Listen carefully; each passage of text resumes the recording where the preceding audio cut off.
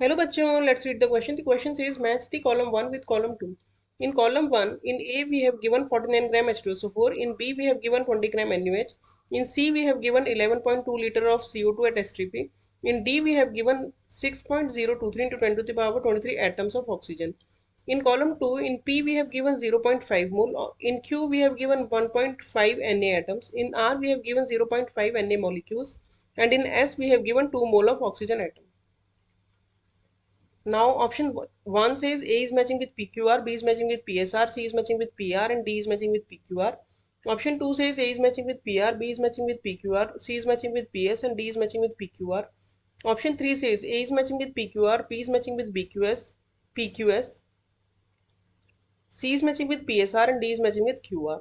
Option 4 says A is matching with PSR, B is matching with PR, C is matching with PQR, and D is matching with PR. Now let's check the key concept of the question.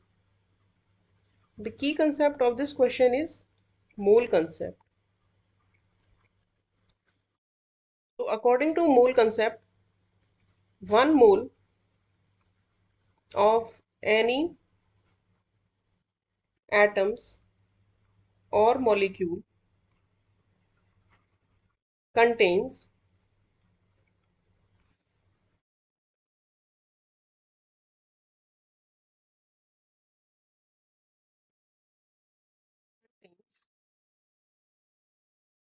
Na, that means 6.023 into 10 to the power 23 atoms और molecules.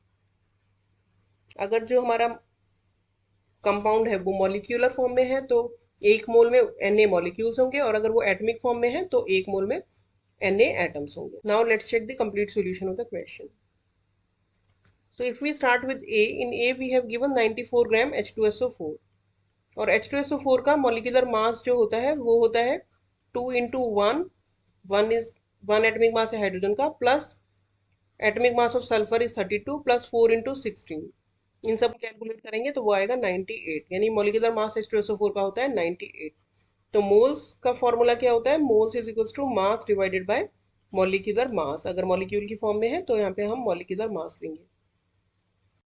तो 49 ग्राम H2SO4 में moles हो जाएंगे मास, यानी 49 divided by molar mass that is 98. तो ये हो जाएगा 1/2 यानी 0.5 मोल. 0.5 अगर मोल है तो क्योंकि ये मॉलिक्यूल है तो इसमें मॉलिक्यूल्स हो जाएंगे 0.5 इंटू Na मॉलिक्यूल्स. एक मोल में अगर Na है तो 0.5 में 0.5 इंटू Na मॉलिक्यूल्स हो जाएंगे.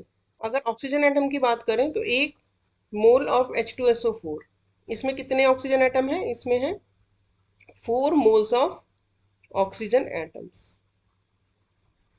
अब हमारे पास कितने मोल्स हैं? हमारे पास है 0.5 मोल ऑफ H2SO4. तो इसमें कितने हो जाएंगे? हाफ मोल्स हो जाएंगे. तो 4/2 is 2 moles of oxygen atom. A is matching with P, R and S. Next यानी बी में हमें दिया है 20 ग्राम NaOH. NaOH के लिए अगर हम मोल्स निकालें तो ये होंगे मास यानी कि 20 divided by molar mass. Molar mass इसका हो जाएगा 23 होता है सोडियम का, ऑक्सीजन का होता है 16 प्लस 1 4 हाइड्रोजन यानी 40. तो 20/40 इज अगेन 0.5 मोल. 0.5 मोल मतलब 0.5 Na मॉलिक्यूल्स, क्योंकि यहाँ पे हम मॉलिक्यूल्स की बात कर रहे हैं. और एक मोल में NaOH के हमारे पास एक ही ऑक्सीजन एटम है. इसमें हमारे पास 1 मोल ऑफ ऑक्सीजन एटम हो जाएंगे, और 0.5 मोल NaOH में 0.5 मोल ऑक्सीजन एटम हो जाएंगे. तो ये हमारा सिर्फ मैच कर रहा है पी और आर से, एस से मैच नहीं कर रहा है.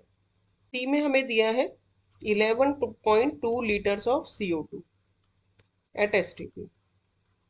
STP पर हमेशा 1 मोल का जो वॉल्यूम होता है वो होता है 22.4 लीटर. तो अगर 22.4 लीटर का मतलब 1 मोल है तो 11.2 लीटर ऑफ CO2 का मतलब क्या हो जाएगा? 11.2 डिवाइडेड बाय 22.4. अगेन ये क्या आ गया? 0.5 मोल।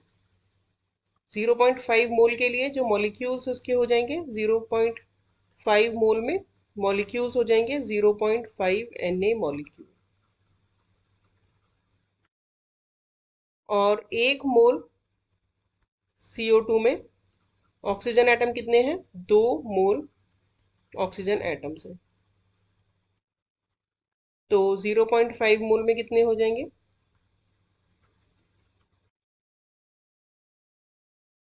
1 मोल ऑक्सीजन एटम।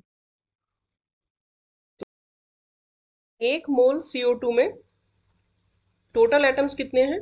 3 मोल्स एटम्स, क्योंकि एक एटम होगा कार्बन का और 2 एटम्स होंगे ऑक्सीजन के, तो टोटल 3 एटम्स हो गए।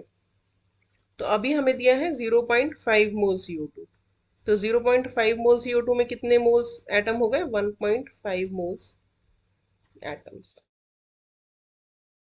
और अगर हम मोल को Na में कन्वर्ट करें तो 1.5 Na एटम्स।